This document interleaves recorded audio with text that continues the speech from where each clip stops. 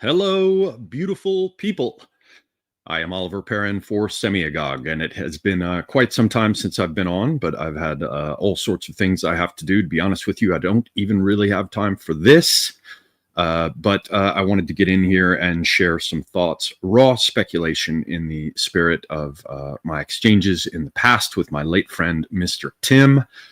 Just to cover some things about the situation in Syria and some of the possibilities, if you will. Please do follow this channel, Semiagog. It's here on YouTube. I think it's still uploading to Odyssey for most of the videos. Things still appear on BitChute. If you ever have to use BitChute, God help you, but it is an archive of some sort. Please also do follow me over on Substack. Let me show you this, guys. I've been publishing some things over there. I have my own Substack page. It's called The Royal Book of Spiritual Chivalry, and it has two written pieces up thus far. One of them is Defending the Conspiratard #1, and the other one is Defending the Conspiratard Part 2, and I'm actually quite pleased with both of those pieces. I may well do an audio version where I read them out here on the YouTube channel, but that remains to be seen. I still have about another month of things that are going to be sort of tedious and must be attended to that are cutting into my time, not least of which is making money. So yes, what else? Also buy my books. Let me switch this back over. Buy these books. This is Cinders from the Bloomery of Youth. You will see a link for it down in the description box below. This is a collection of poetry for those of you with I don't know, developed aesthetics.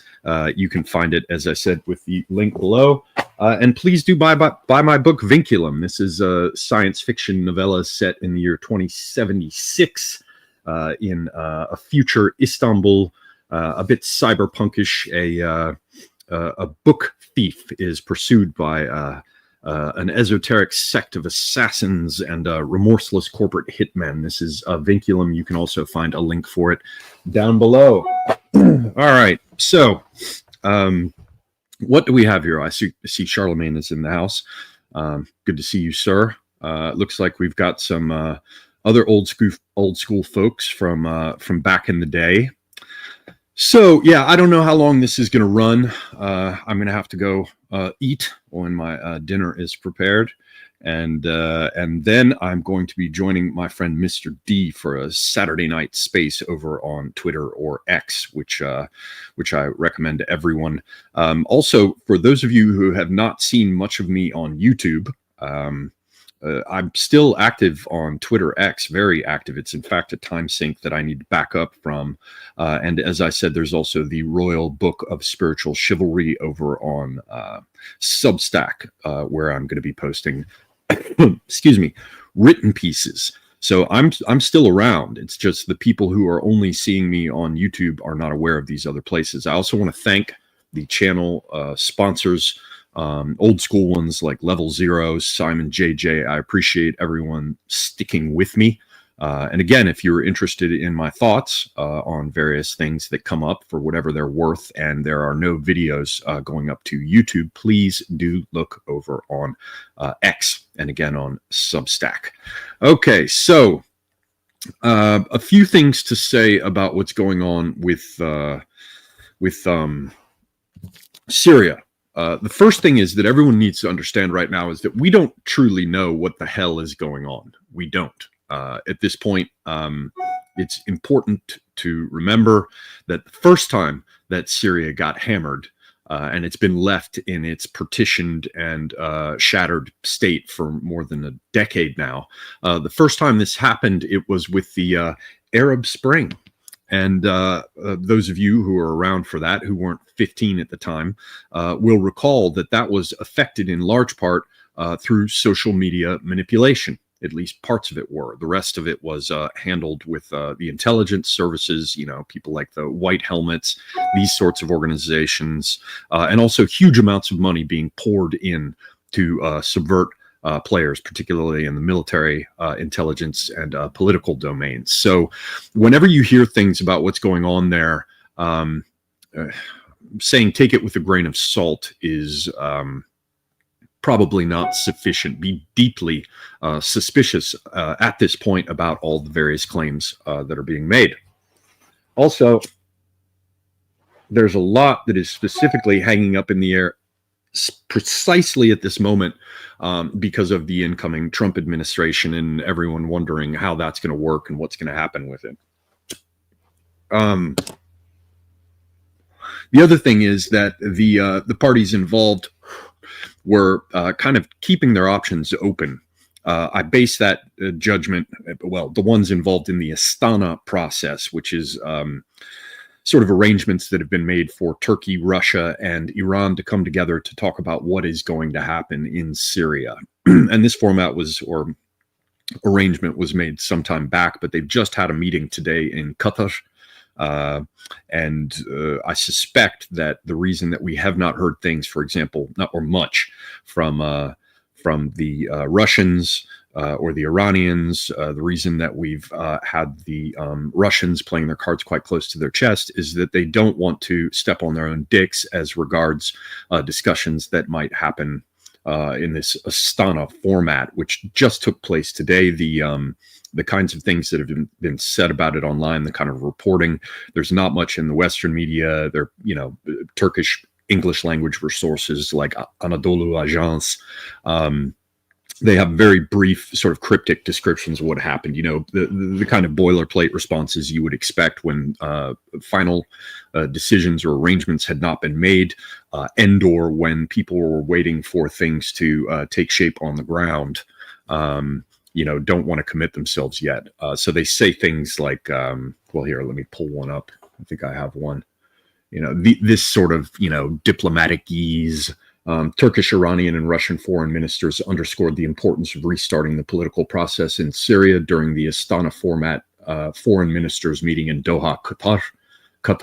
According to the Turkish foreign ministry sources, Turkish Foreign Minister Hakan Fidan attended the meeting, as did his Iranian and Russian counterparts Abbas Araghchi and Sergei Lavrov, respectively.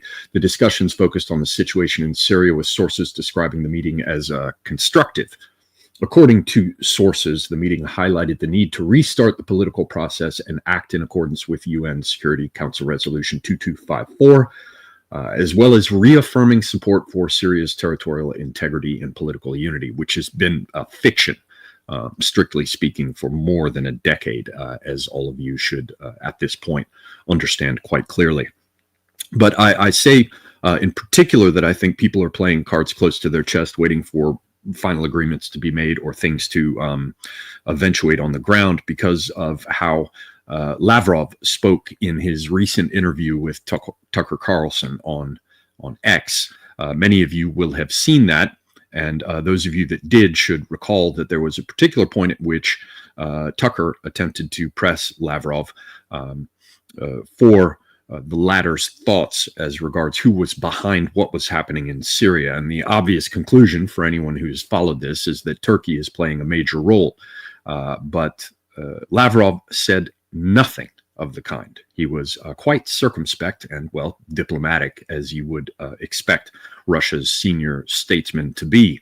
And so in the midst of that discussion, he said, there are many players involved. We can't really be sure, but people have suggested that the United States and Israel are involved. So he was very, very careful not to bring up Turkey. And a lot of people seem to think that this business with Turkey being behind it, and certainly it plays a huge role in it. We'll jump to a map in a moment. People think that this would necessarily mean that there's going to be a falling out between Russia and Turkey. And I think the scope and the nature of their frenemy relationship at this point, remember, Turkey has all kinds of what is ultimately Russian gas flowing through its pipelines, I would expect. And Turkey is going to need to maintain some kind of relation with Russia going into the future, particularly as regards the Black Sea, and especially if things go the way they seem they're going to go in Ukraine, with Russia having the best claim to victory conditions when it all ends. So I would be very careful about assuming that Turkey and Russia are necessarily at odds about what's going on here. So let's just take a quick look at the map for people who are not following this. I'm just pulling this from Syriac maps. See if I can bring this up on screen. Okay. So what you see here is the Syriac maps. He's one of the guys who does a mapping project covering various conflict regions, Sudan, the situations going on in Syria, in Ukraine. And he has been shown over quite some time to be a fairly reliable resource, one of the more reliable mapping resources as it happens.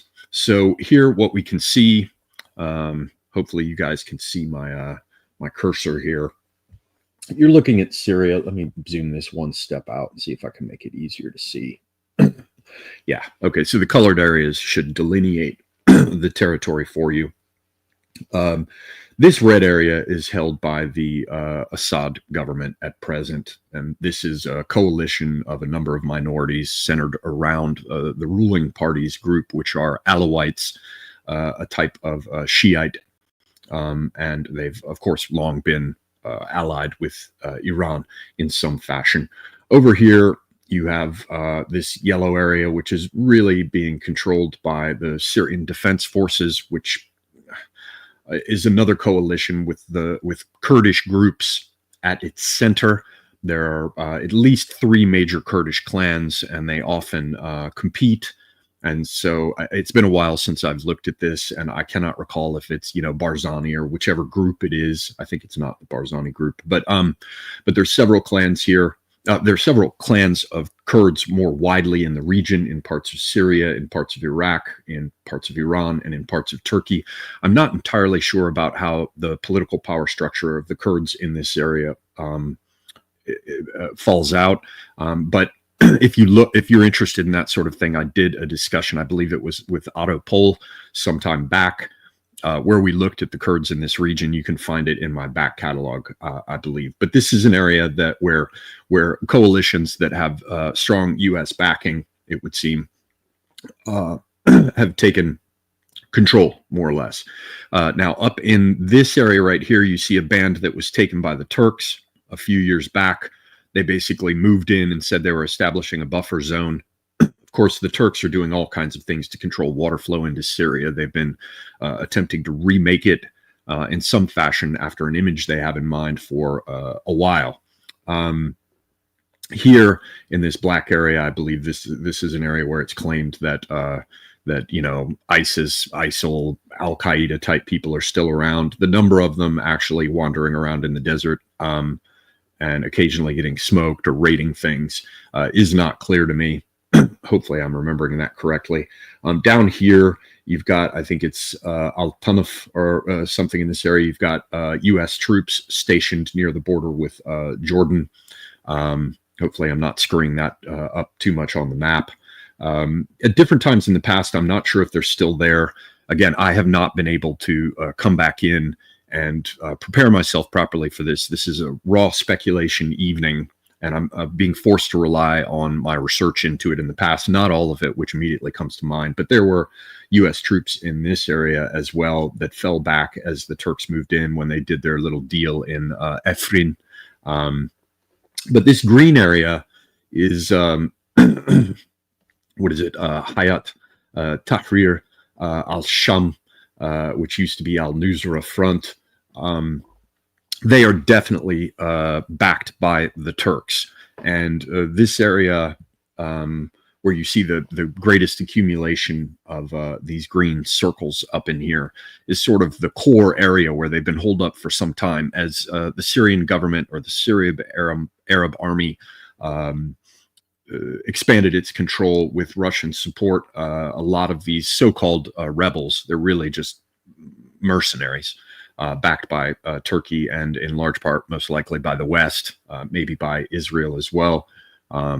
though of course your mileage may vary. This is all raw speculation. The Turk part is absolutely certain, and NATO in the West seems like a pretty obvious guess.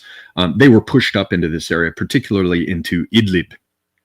And as I've talked about in the past, this is a very interesting area.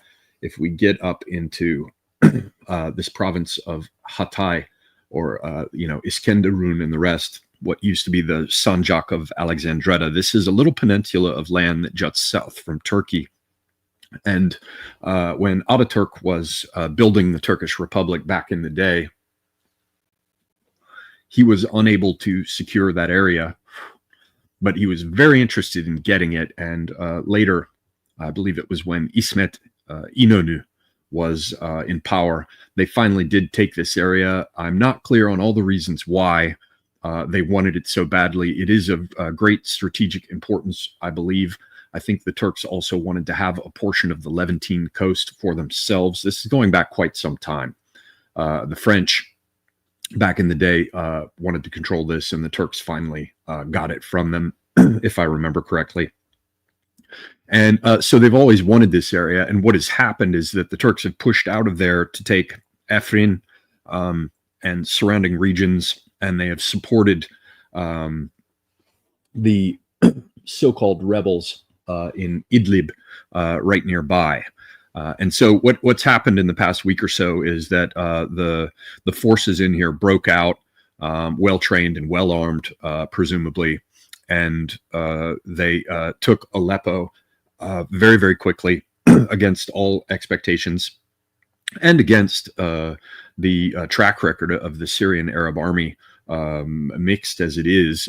They certainly haven't been entirely useless fighters in the past. They managed to retake a great deal of territory and to stabilize certain areas with Russian support. But these guys swept in, and then they took more of the surrounding regions and then moved down here to, let's zoom in, Hama, and took it. And now you can see that they are right on the outskirts of Homs. They have indicated that they have made forays into the city. And this is of concern because this area with Latakia, which has a refueling station or some sort of small Russian naval base, it's important because it's, I believe, the only warm water one they have, certainly the only one they have in the Mediterranean.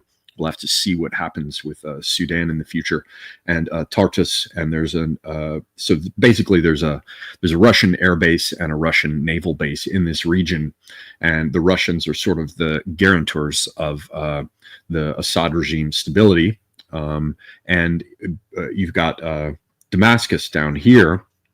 So as many people have observed, and it's quite obvious, if these forces can come through and take Homs, then they can cut Damascus off from this coastal area with the Russian bases, and it's going to present a number of very serious problems for them. Now, when all of this started, let me make this, let's put this map off to one side here. When all of this started, I was, my immediate take, and it doesn't seem to be holding up very well, but we'll see. I'm not entirely sure that that there aren't aspects of it that still apply. My immediate take is, and this is based on what my old friend Tim used to say, you've got to do something with old soldiers and mercenaries and revolutionaries. When the time comes to settle things, you've got a whole bunch of people who have been accustomed to rape and warfare, and they know how to improvise explosive devices, and they've sort of stuck their head outside the bubble. They've seen that the consensual world isn't what we all imagine it is. They know how easy it is to kill people. They know how easy it is to get killed. They have a different attitude about all these things. And so you can't have them running around. You can't have shit cans of out-of-work soldiers, terrorists, or rebels running around, because once they're out of work, they'll try to find work somewhere else, and that might not be to your advantage, even if you were formerly their patron. So I thought that, given that all of this took place sort of immediately following a call between Putin and Erdogan, which didn't seem to be one filled with conflict and anger. I thought that this would be a great way for Erdogan, if he had cut a deal with Russia and things were going to get worked out in Syria. I thought it would be a great way to push these people out, spread them thin, get them out of Idlib where they can take cover within the populations, string them out across Syria, and make them more susceptible to being eliminated with Russian air power. And I believe there might still be some truth to that, but we'll have to see, because if reports are to be trusted, and I want to emphasize again, social media and all the rest of it, we are inside the weapon. Social media is the weapon. We are the weapon, and we are inside the weapon. It's the place where narratives are created and where they proliferate, and where morale can be sunk based on some sort of consensus being reached about the prospects, for example, of the Assad regime. And as a result, you could see why many of the parties to this conflict have it very much in their interest to paint pictures that might not be the case. But it does seem that one of the claims is that many of the Syrian Arab army forces simply switched sides and joined the quote unquote rebels. And, that with the amount of money that can be poured in to these places by the different countries who have an interest in seeing it go a certain way, that would not surprise me at all. I think it's very likely that that was part of what made the U.S. invasion of Iraq so effective when it happened. And we know that truckloads of money have been distributed all over the joint in these areas.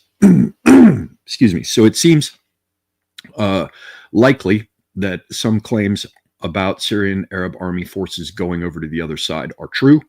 If they are not, it still seems likely, nevertheless, that the Syrian Arab army forces have just pretty much retreated in a long sequence, and we haven't seen a whole lot of combat footage. The only thing that I have seen is clips circulating on YouTube and Telegram, which purport to show the results of airstrikes on HTS rebels, and the picture is pretty grim, as you would expect it to be. So that was my first take.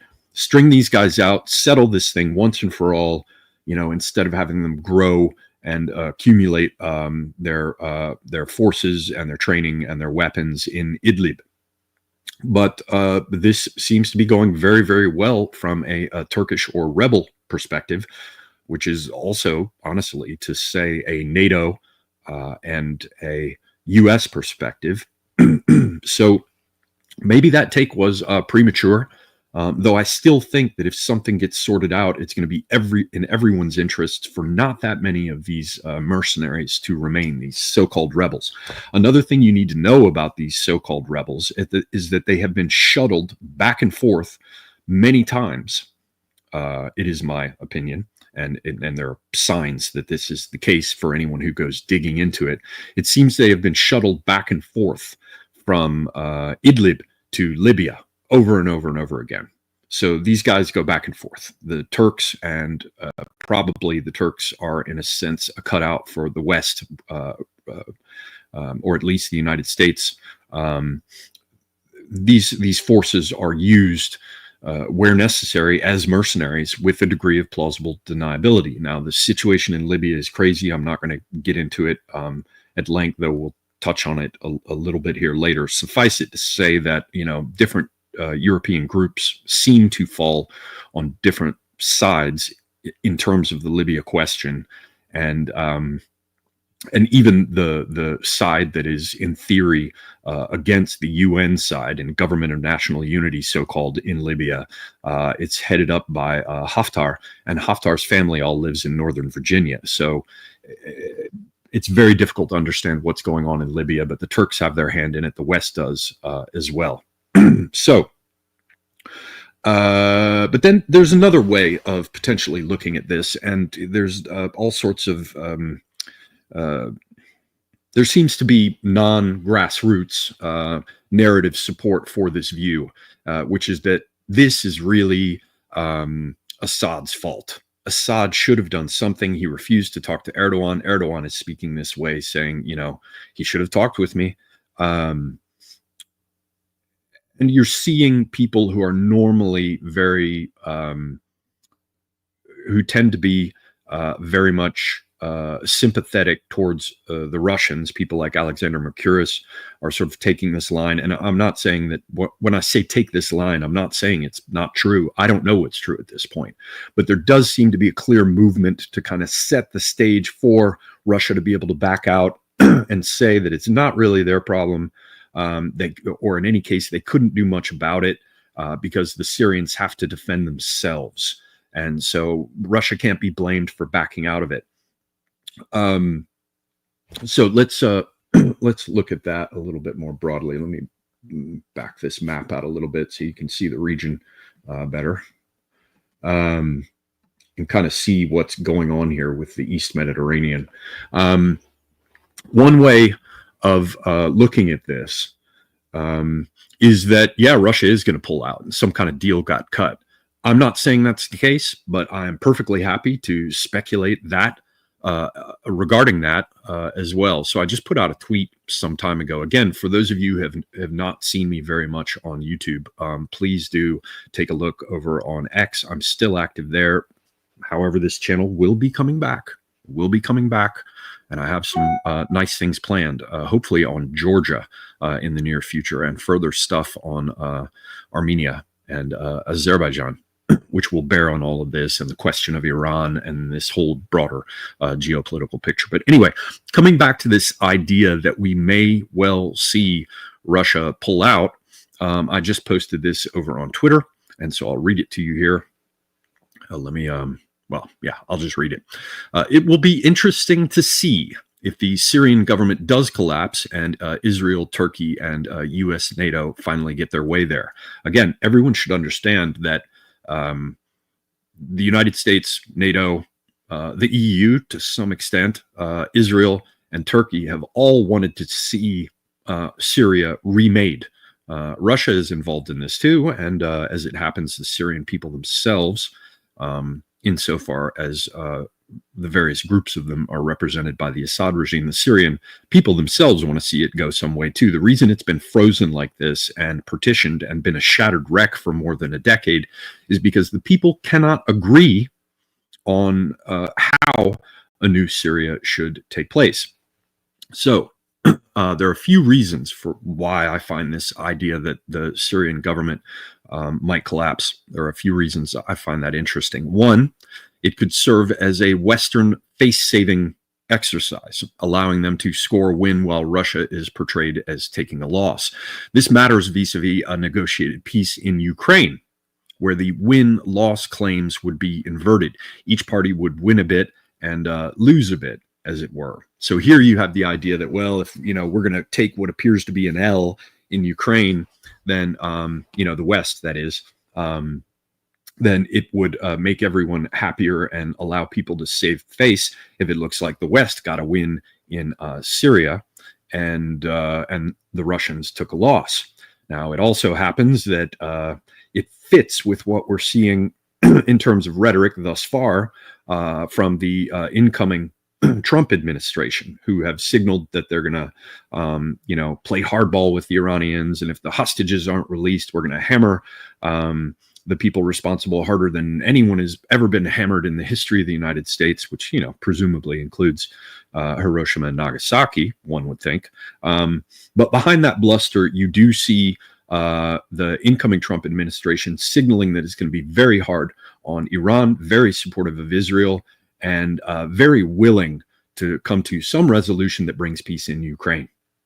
So if, in fact, Russia were to be pulling out of here, it could signal that some sort of broader deal had been cut with the West, which would allow both sides to get something they wanted and also compromise by turning loose of something they wanted. But I'm not even sure that's the case, because even if Russia does, or even if the Assad government falls and the lines on the map are redrawn in some fashion, explicitly or otherwise, that doesn't mean that the Russians have to pull out of that coastal strip. You could have an Alawite rump state, and and that could be interesting. Part of the problem here is that the Turks are coming down from the north, from Hatay, and the Israelis are trying to go up to pinch off this little area of coastal access of Syria and Lebanon that touches the East Mediterranean. And I think that has to do with energy, which we're going to get to as well as a part of this picture. The Black Sea energy versus East Mediterranean energy is, and Libya and all the rest, and Cyprus, we're going to get into in a minute. But to come back to this, another reason why I think it would be interesting to watch to see if the Syrian government does collapse is that with talk of how Assad is the problem, and given the call between Erdogan and Putin shortly before it all launched, it would suggest Russia is trading its Syrian client for better terms in Ukraine, and that the US and NATO is sacrificing or will sacrifice Ukraine on behalf of Israeli and US interests in the Middle East. This might explain why Russia would fail to spot thousands of men mobilizing for an offensive in Idlib. It's possible, and their ISR assets are definitely turned to more pressing matters on the ground in Ukraine. But it seems a bit of a stretch to assume that Russia, in this regard, can't chew gum and walk at the same time, to the extent that they would fail to see, and that their intelligence services and signals, intercepts, and the rest wouldn't catch wind of the fact that there was going to be a major offensive coming out of Idlib. So one way to imagine this is that horse trading has taken place, and that behind the scenes some backroom deals have been cut. I'll also be interested to see if Iran really is pulling out of Syria and recalling allied militias. We saw some footage of, I believe it was Iraqi Shiite militias all, rolling in across the border. They were stopped at some point in the desert and, doing selfies and filming themselves. And it was like, da, da, da, da, here comes the man on the white horse. Well, apparently these guys have pulled back to the border. But these are claims. I don't know if it's actually true. There are also claims, like one that just came through from the Washington Post. Let me see if I have this one up. Yes, they're claiming here that Iran withdraws some military commanders from Syria. And this was as of this morning today. So what is it? Iran began withdrawing some of its military commanders from Syria as rebel forces continued a stunning advance from the north towards the capital, Damascus, according to an Iraqi official and a regional diplomat.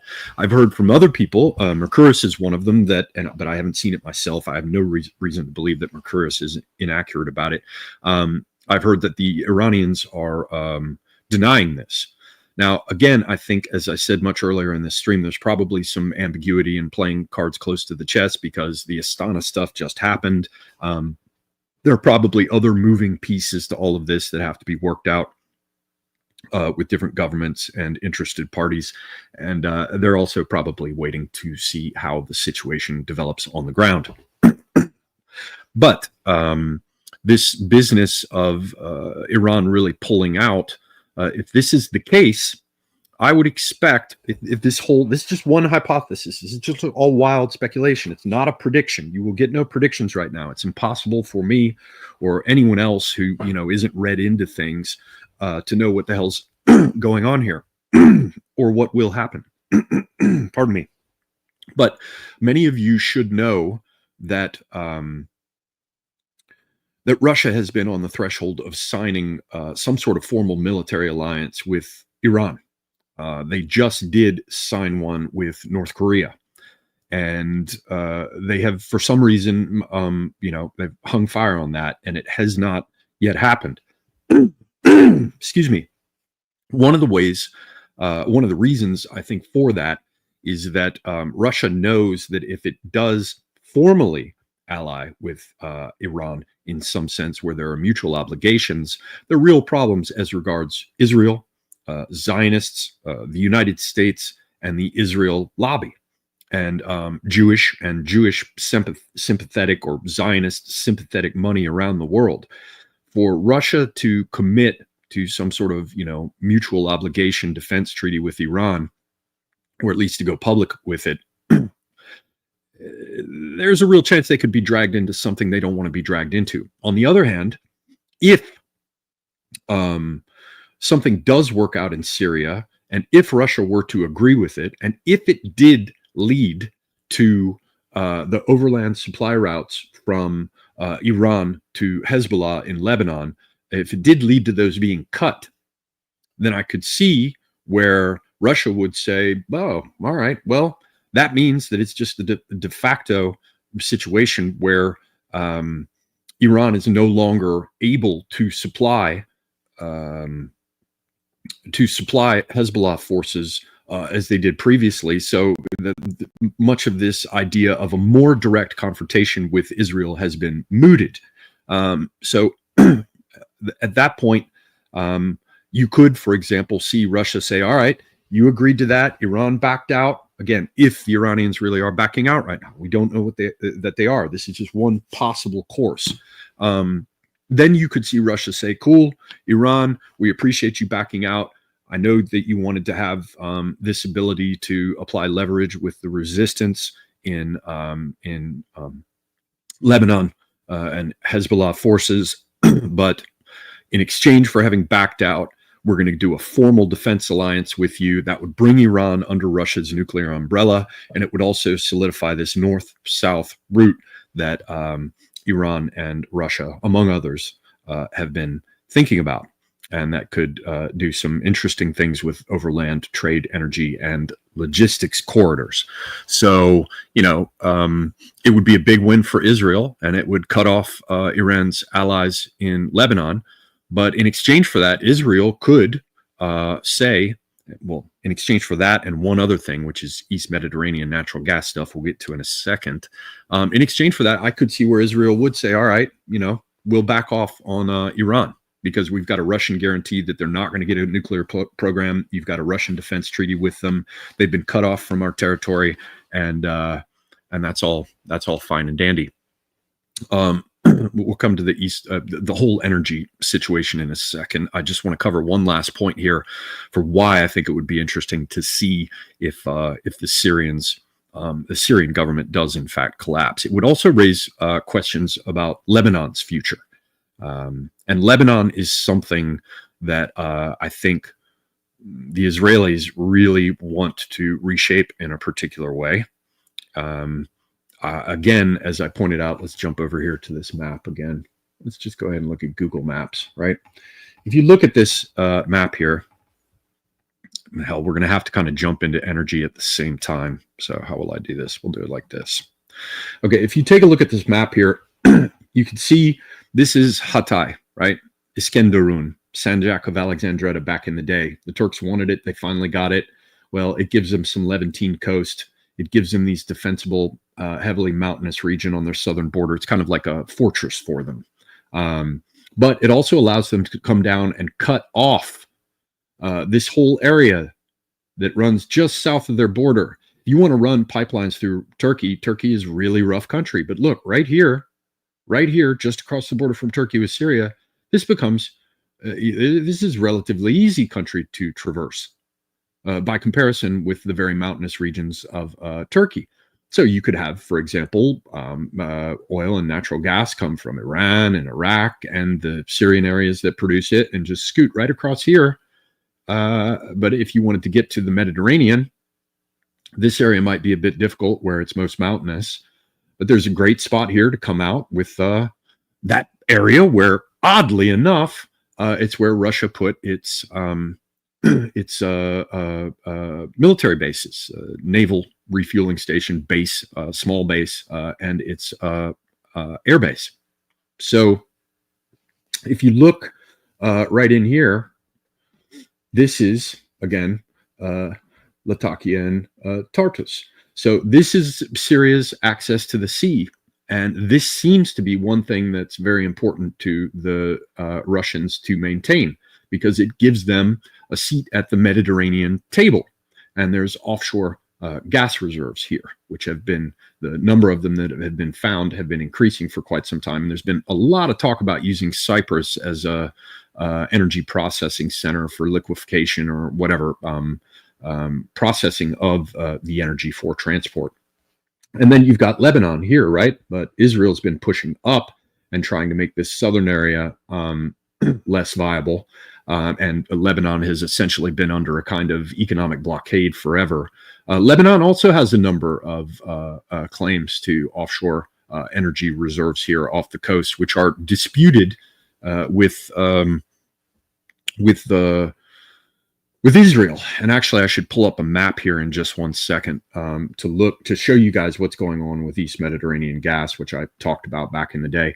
The other thing is that you've got the Kurds. I just want to finish this last point because I sort of have to talk about energy, but at the same time, I also need to talk about the situation with the Kurds. So let's just wrap the Kurd part first. Back the days of the Sykes-Picot Agreement and the rest, and French mandates and British mandates, when people were drawing lines on the map to remake this place and doing things like very likely planning for a future Israel, although that didn't happen until the next World War rolled around, after the next World War.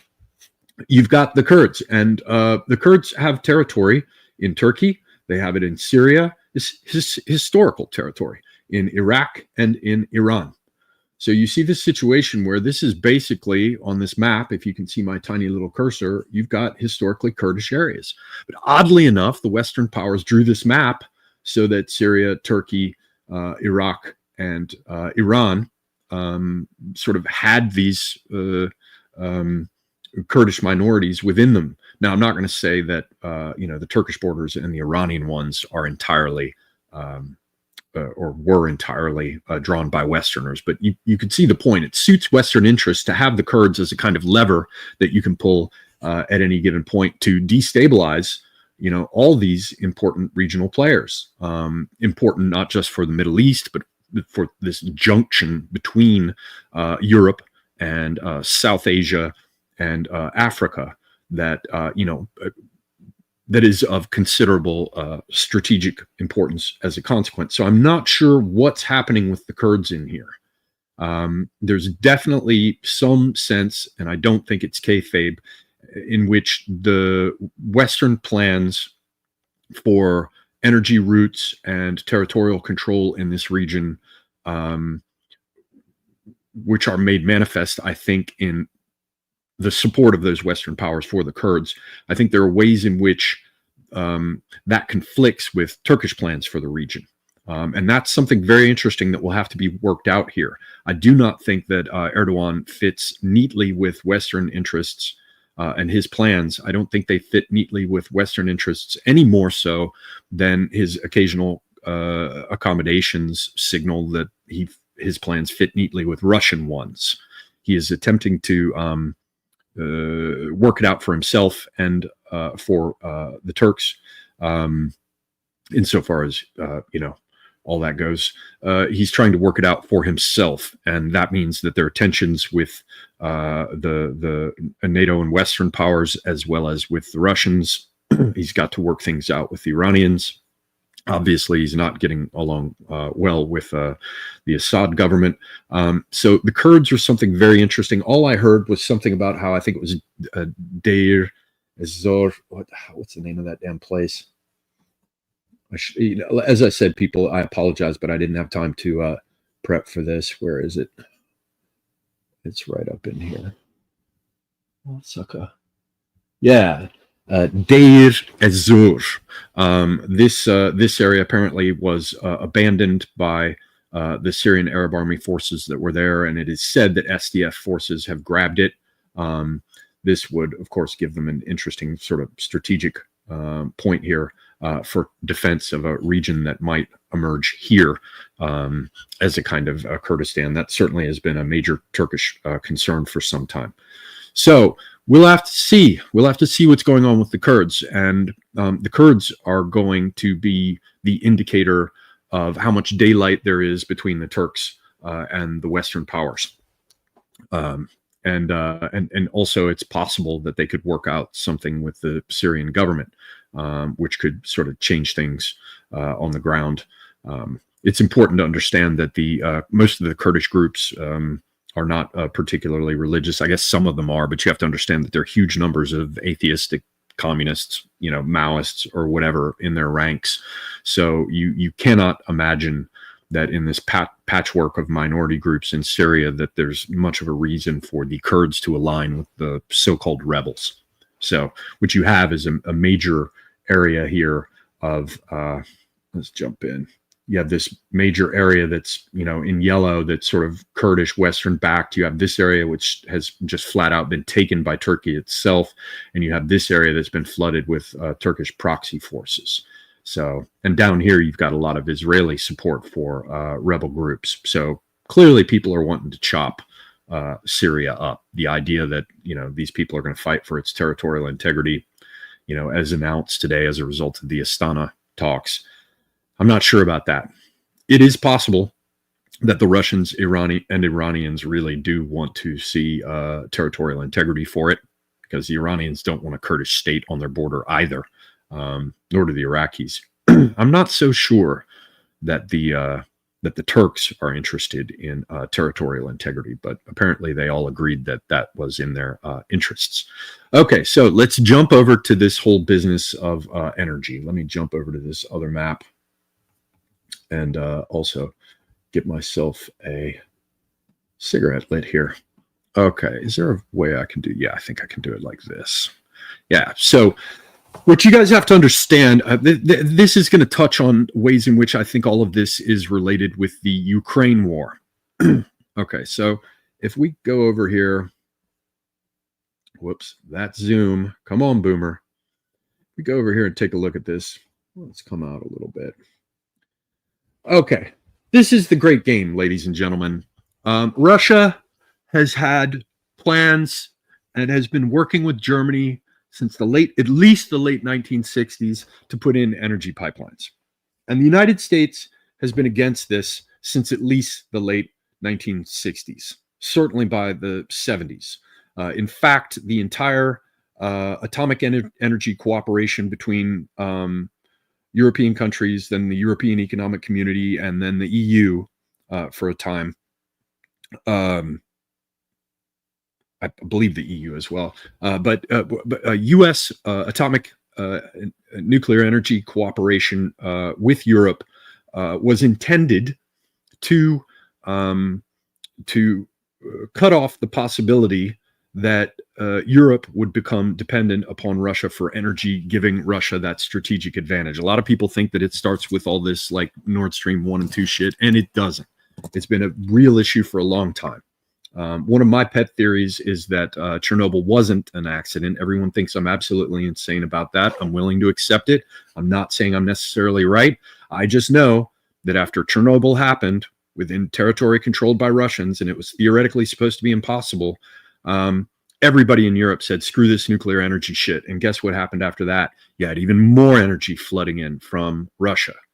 And the Russian energy cooperation and plans, particularly between Russia and Germany, have been around forever. So the point is that between American interests and Western European interests and Russian interests, you've got Europe sitting there, and it's trying to figure out where it wants to get its energy, where it can get its energy. And sending cheap energy to Germany worked out great. It made Germany, contributed greatly to Germany being an industrial powerhouse and dominating the EU. But after the destruction of Nord Stream 1, you've got this situation where Europe's kind of screwed. It's having to buy gas at a greater expense. It's a whole bunch of trouble. As many of you will know, it's very likely that Russian gas is simply being rebottled as Indian gas or whatever, or Azerbaijani gas, and making its way into Europe at a higher price. But the whole idea, I think, that was going on once upon a time, particularly with people like Biden and particularly with the Brussels set, the idea was they were going to get energy out of the Black Sea.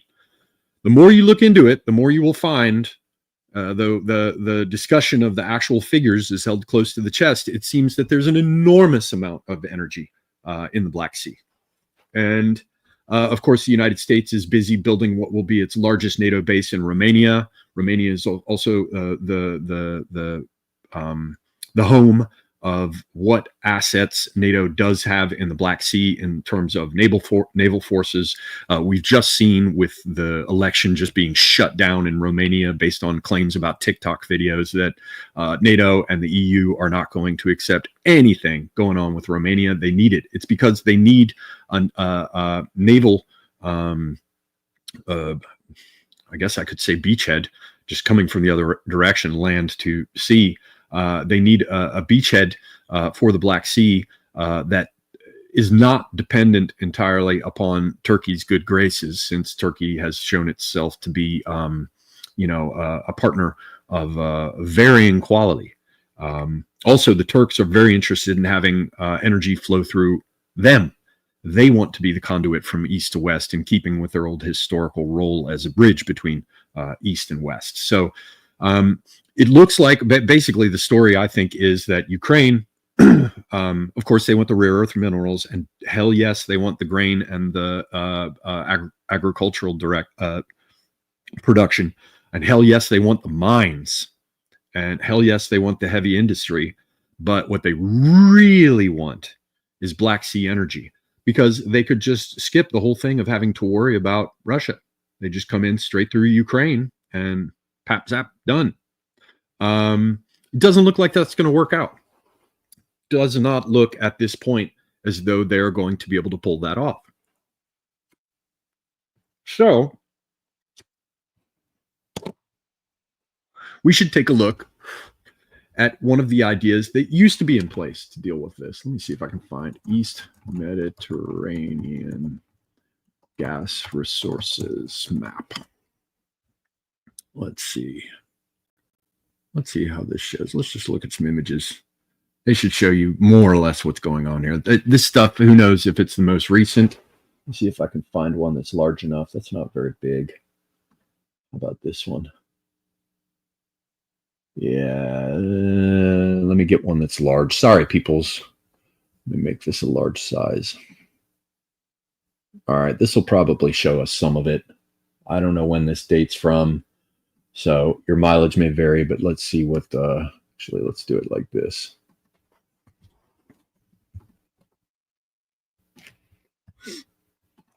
All right, so what you can see is there's all kinds of gas in this area. And this is what's been discovered and discussed and, explicitly talked about. Egypt has a fair amount of it, and it looks like there's quite a bit off the shore. There's the Goliath field and some others, this Levantine Basin gas, Nile Delta Basin. So there is quite a bit of energy around here. It doesn't seem, based on what's been talked about publicly, it does not seem that there's quite enough to meet European energy needs, but there's definitely enough here, if developed, to answer quite a bit of its need.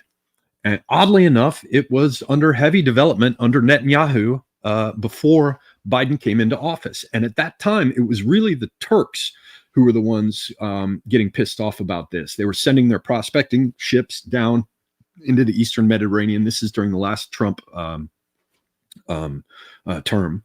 And the Turks were really pissed off about it.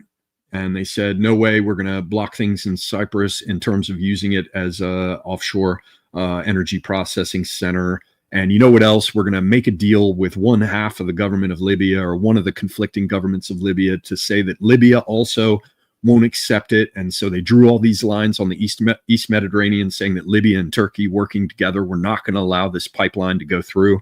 The ideas were, I think, if I'm remembering correctly, that it would go to Crete, or maybe not to Crete first, but directly to mainland Greece, and then from there over to Italy, and that would answer some of Europe's energy needs. But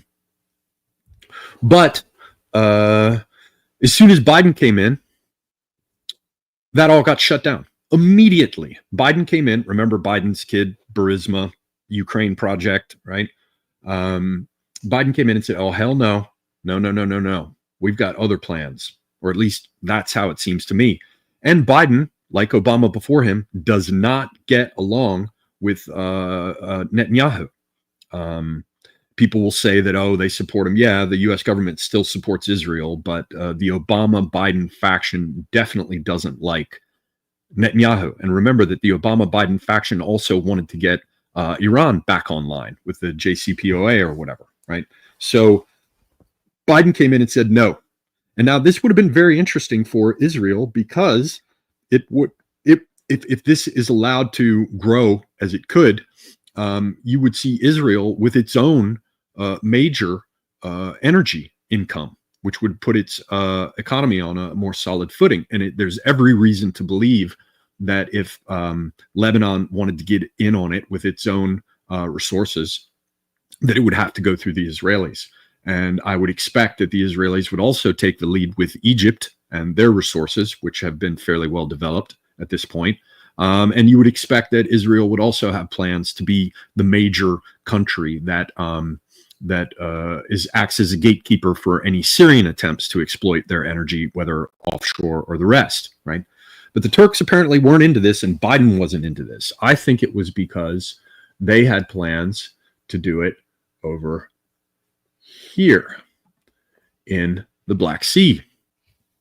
So what we're seeing now is a situation where maybe that's not going to work out for them, and Trump has recognized it. And also, Trump represents a faction that doesn't want to see the EU Brussels grouping become independent with its own more or less native sources of energy. Russia's like, not just no, but hell no. Turkey says no, we want it to flow through us, but we'll still help Ukraine. Russia's a former enemy. We still want to stay in NATO.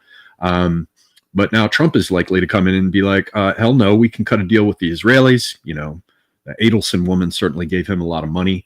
Netanyahu would be in a much, much better position if Syria collapses and the Israeli East Mediterranean energy projects go through, and Europe finds itself getting its liquefied natural gas by container from the United States, and its and other energy coming in through Turkey from places like Azerbaijan and from the East Mediterranean through Greece and Italy.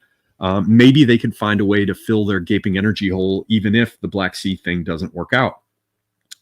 There are other questions about this that I can't get into because I don't have answers to them, that have to do with, okay, so what happens if Russia does secure its energy interests in the Black Sea, but isn't really going to be selling much of it to Europe? That's another question. And that's a very interesting one. And if Russia were to want to develop some of these resources, then they'd need to go back eastward to sell them to places like India and China. And they would want to do that overland if they could, so that their supplies would not be subject to naval interdiction. And that would make this corridor here with Georgia and Azerbaijan very, very important. Armenia too, not least to bookend Iran from an Israeli perspective, but also in terms of this being an energy corridor. Although maybe they could do some stuff in the north with the Sea of Azov and the rest over to the Caspian. I don't have a map of these pipelines handy, and I don't have them memorized, but that's some other stuff that's interesting here that I am not sure about. So I think this is the general context for what is going on in Syria. I think it's also a situation where, maybe it will help to negotiate things up in Ukraine.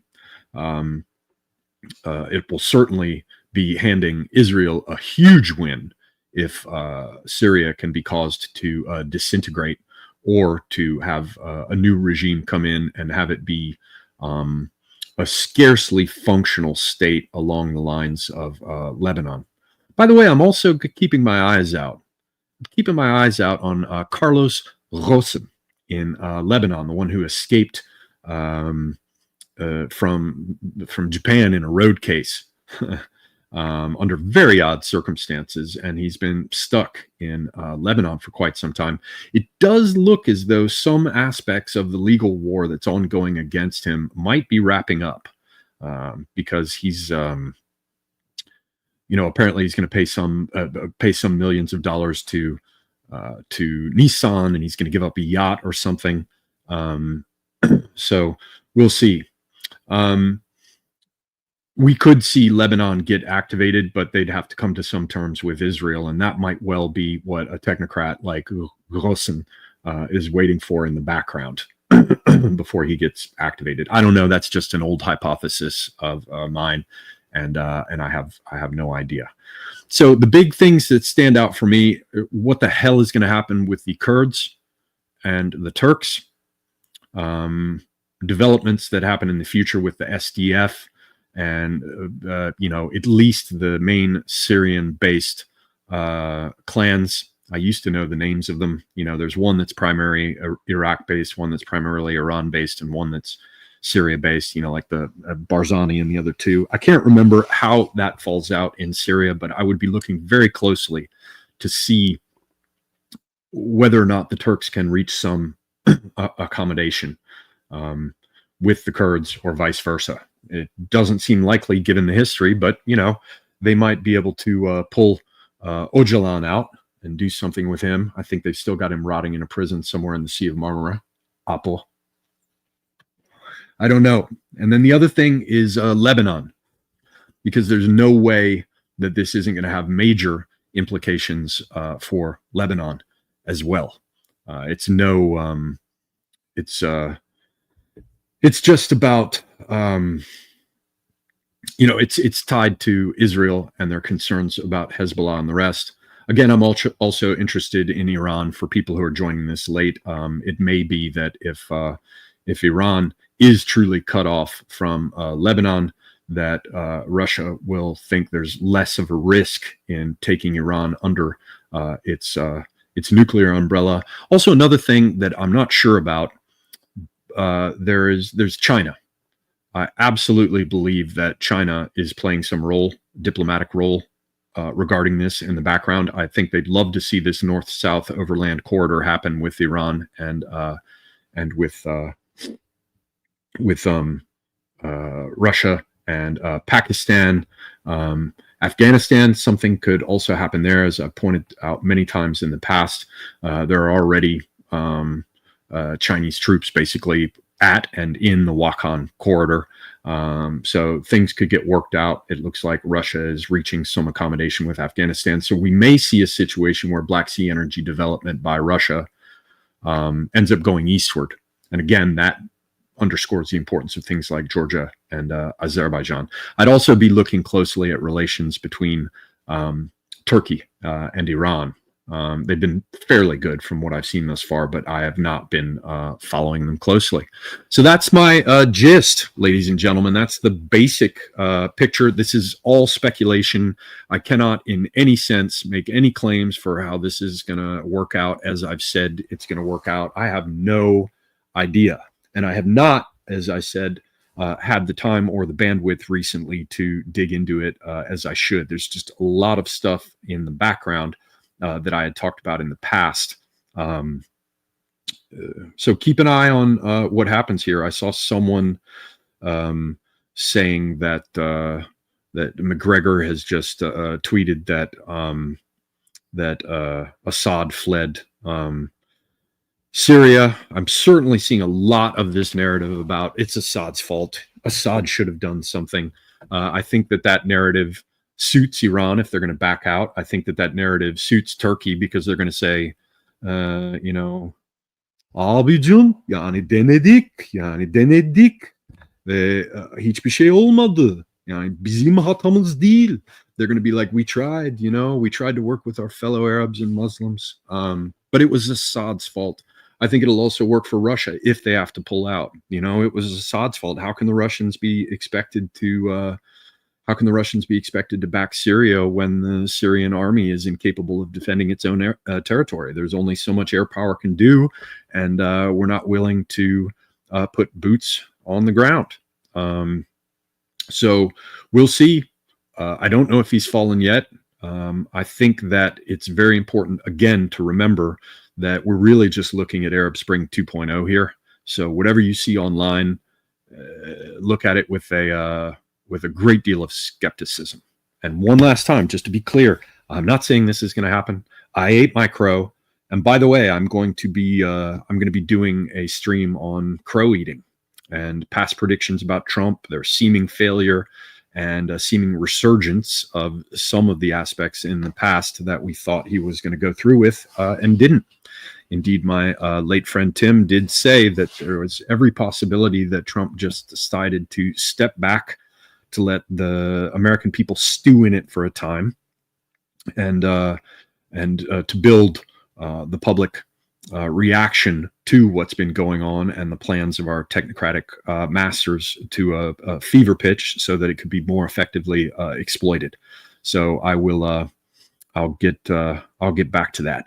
I will get back to that with a stream in the fairly near future. I've probably got about a month of on and off stuff, but perhaps I can make it happen. I also want to do a stream on what's happening in Georgia. So that's it. Let me just look here and see if we have any questions. Starting now, if you have any relevant questions that aren't stupid or that are stupid but interesting, that you can plug in here. I'll take a few minutes to answer them. Smoke my last cigarette. I have one more hand rolled, don't I? Yes. All right. If you got questions, let me know, and I'll try to answer them now. We'll take a few, and then I've got to go and eat my dinner. Anything, ladies and gentlemen. Oh, by the way, everyone seems to think that the guys coming out of Idlib are all like Arabs, and they're not. Syria is a very ethnically mixed country. You've got people of Chechen descent. You've got Turkmen. You've got people of Circassian descent. Arabs as well, both Shiite and Sunni. I mean, there are all kinds of groups there. They've got Uyghur mercenaries involved with the forces in Idlib. There are people from everywhere. So all this talk about how, it's just Arabs, it's not true. Somebody asks, will this lower the cost of butter? Well, I hope so, because I'm about $1,000 a year into butter now. That's what happens with a French woman. Okay, let's see here. I see that Charlemagne says if the Assad regime falls, that could bode ill for Israel. I guess that depends. If Israel didn't want Syria to be torn apart, they would have done something to stabilize it. But I probably don't understand the context or the perspective from which you're saying that. So I'll keep an open mind about it. Cosmo Mosey says, serious question about the fate of the Alawites. Will they resist hard? Will they become scapegoats? I think I think it's possible that Russia simply stays in Latakia, Tartus area, and the Alawites relocate to a coastal strip, or they are allowed to stay in Damascus, but they've got a corridor that's easy to cut if they cause problems in the future. And so they can keep Damascus, they can keep the coastal strip, but all the rest of it gets partitioned. Because remember, with Hatay or the Sanjak of Alexandretta, there are ways to run things just under the southern underbelly of Turkey and have energy come out at the Mediterranean. I don't know. The big thing there is the question of the Kurds, and how much useful territory there is there, as well as U.S. troops there. Okay. Coastal Reaction says, do you think Assad is still committed to the war and to lead? I have no idea. I mean, I remember he's an ophthalmologist, isn't he? Who got dragged back after his brother died, or something like that. I can't remember if I got that quite right, but I don't know. And that is the question on everyone's minds. Stairlift Repair says, do you think the rebels will end up fighting each other? Well, probably, but that is only... I mean, they're all mercenaries. So, yeah, they're going to fight who they're told to fight or paid to fight. Or if they see independently and individually that one of them can set themselves up as a kind of warlord after a fashion, then they'll go for it. But I think at this point, thinking of them as rebels is silly. They're mercenaries, and they're Turkish and Western mercenaries.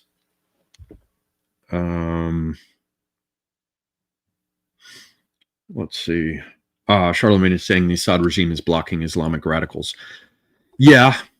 But if this war unfolds, or this new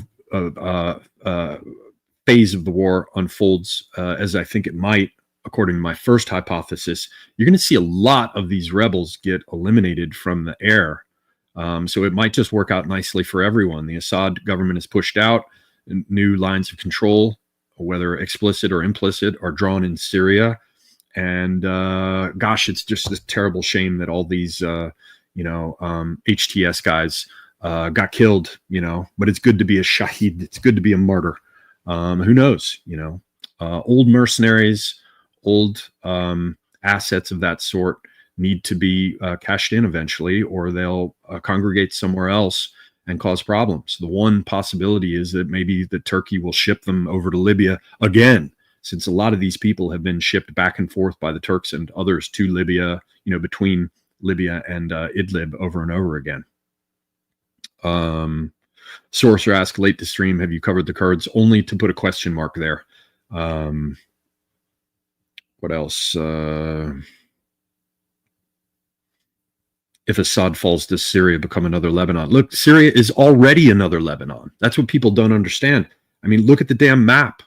Syria hasn't had control over the lines on that map for more than 10 years. The country's shattered. Everyone there is suffering. There are people getting killed all the time. These so-called rebels, many of them are basically like Turkish başıbozuks. They're irregulars. They're bandits. Syria is screwed. At this point, it would all... I'd need someone from the region to tell me more about it, but I think the idea that at this point Lebanon is worse than Syria is preposterous. As bad as Lebanon is, it seems to be better than Syria is at the moment. I mean, and Lebanon's bad too.